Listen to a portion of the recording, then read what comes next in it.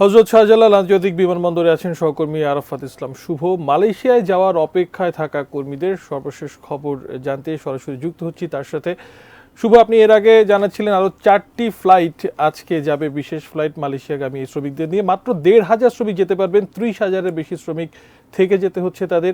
কখন কখন এই ফ্লাইটগুলো ছাড়া হচ্ছে, আর যে সকল ক্ষতির সম্মুখীন হচ্ছেন যে সকল প্রবাসী যেতে ইচ্ছুক শ্রমিকরা, তাদের ক্ষতিপূরণের ব্যাপারে প্রবাসী কল্যাণ মন্ত্রণালয় বা সংশ্লিষ্ট কর্তৃপক্ষ কোনো ব্যবস্থা নিচ্ছে কিনা, কি বলছেন তারা?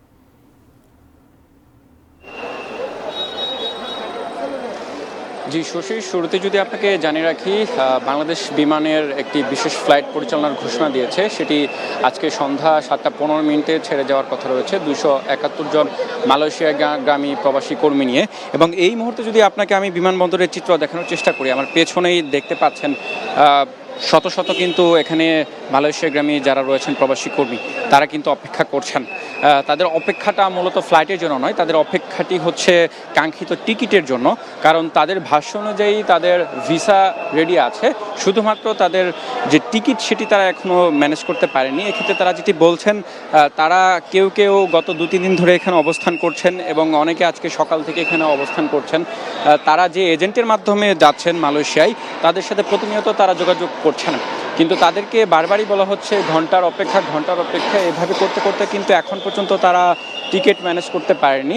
এবং আরও বেশ কয়েকজনের সাথে আমার কথা হয়েছে, তাদেরকে যে টিকিট দেওয়া হয়েছে সেটি মূলত ভুয়া টিকিট এবং তাদের সাথে এক প্রকার প্রতারণা করা হয়েছে বলে তারা অভিযোগ করছিলেন।